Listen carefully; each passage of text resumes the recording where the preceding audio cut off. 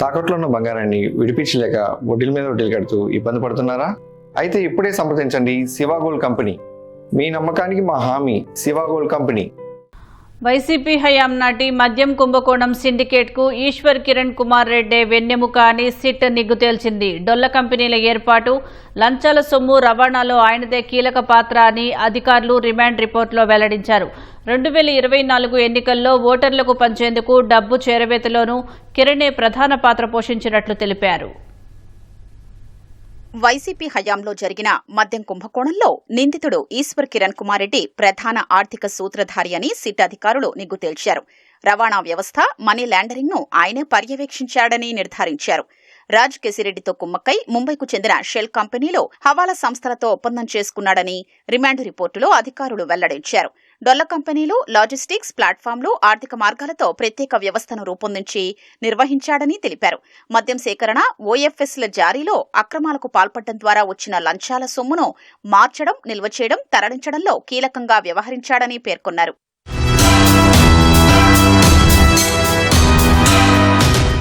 చట్టవిరుద్ధమైన లావాదేవీల కోసం Kiran Kumar Reddy D-cart logistics private limited, UNI corporate, taker exports and imports private limited, send fast and visual IT వంటి పలు డొల్ల కంపెనీలను ఏర్పాటు చేసినట్లు అధికారులు రిమాండ్ రిపోర్టులో వెల్లడించారు.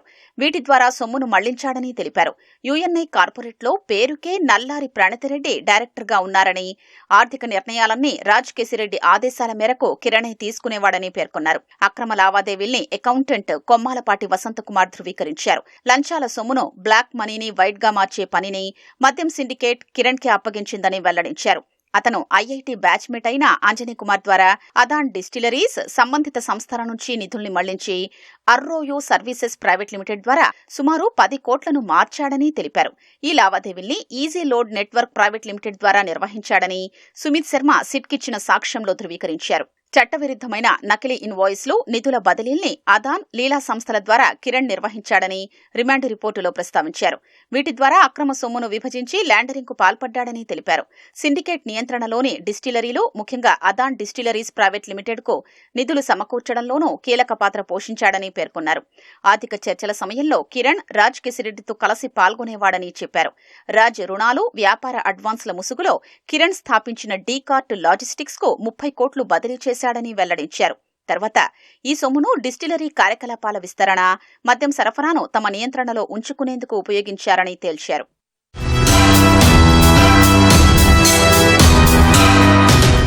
అక్రమార్జన సొమ్మును 2024 ఎన్నికల సమయంలో ఓటర్లను ప్రభావితం చేసేందుకు ఉపయోగించారని రిమాండ్ రిపోర్టులో అధికారులు తెలిపారు.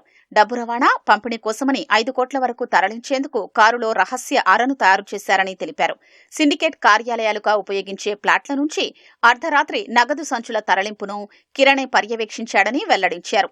హైదరాబాద్ కు చెందిన సరఫరాదారుల నుంచి కిక్ బ్యాక్లను అందుకునేందుకు ప్రకాష్ రెడ్డిని నియమించాడని తెలిపారు. కిక్ బ్యాక్లు వివిధ అపార్ట్మెంట్లలో కిరణ్ సహచరులైన సైఫ్ అహ్మద్, సైమన్ ప్రసన్న, ప్రణోయ్లకు అందేవని, సిండికేట్ ఖాతాలు, సిబ్బంది జీతాలు, ఖర్చులు, రవాణాను కిరణే నిర్వహించాడని రిమాండ్ రిపోర్టులో ప్రస్తావించారు. మద్యం సరఫరాదారుల నుంచి నిరంతరం నగదు వచ్చేలా క్షేత్రస్థాయిలో పలువురు పర్యవేక్షకుల్ని నియమించాడని, వారికి కావలసిన బ్రాండ్ల అమ్మకాలు సాఫీగా సాగేలా చూడటంలోనూ కీలక పాత్ర పోషించాడని తెలిపారు. రాజ్ కేసిరెడ్డి పిఏ దుర్గా మల్లేశ్వరరావు నుంచి స్వాధీనం చేసుకున్న ఫోన్ను ఫోరెన్సిక్ ల్యాబ్లో విశ్లేషించారు. 2019 అక్టోబర్ 1వ తేదీ నుంచి 27వ తేదీ మధ్య జరిగిన వాట్సాప్ చాట్స్లో రాజ్ కార్యాలయ ఖర్చులు, ఇంటి అద్దె, సిబ్బంది జీతాలు, డీజిల్, ఫర్నిచర్, నిర్వహణ ఖర్చులకు సంబంధించిన ఖాతాల వివరాలు వెలుగు చూశాయి. ఇవి రాజ్ ఆర్థిక వ్యవహారాల నిర్వహణలో కిరణ్ కుమార్ రెడ్డి కీలక పాత్ర పోషించినట్లు వెల్లడిస్తున్నాయని చెప్పారు. 2019 డిసెంబర్ నుంచి 2020 జూన్ వరకు సాగిన చాట్స్లో రాజ్ ఇతర నిందితుల సమావేశాలు, కదలికలు, వారి దినచర్యలకు సంబంధించి నిరంతరం టచ్లో ఉంటున్నారని బహిర్గతమైందని తెలిపారు. 2020 జూన్ 1వ తేదీ నాటి చాట్స్లో సాయి అన్న పక్క హౌస్ వద్ద గోవిందరెడ్డికి 30 లక్షలు అందజేయమని కిరణ్ ఆదేశించినట్లు ఉందని వెల్లడించారు. అక్రమార్జనలో తనకు 5% వాటా ఇవ్వాలని ప్రణయ్ ప్రకాష్ డిమాండ్ చేయడం, లేకపోతే కుట్రను బహిర్గతం చేస్తానని బెదిరించిన వాట్సాప్ చాట్స్ కూడా దొరికాయని చెప్పారు. బూనేటి చాణక్య న్యాయ సలహాదారు నుంచి సీజ్ చేసిన ఐప్యాడ్లో ఆఫ్రికాలోని ఒక మైనింగ్ ప్రదేశంలో చాణక్య, కిరణ్ కుమార్ రెడ్డితో కలిసి ఉన్న ఫోటో దొరికిందని పేర్కొన్నారు. వీరు బంగారం మైనింగ్లో పెట్టుబడి పెట్టేందుకు అక్కడికి వెళ్లారని వెల్లడించారు.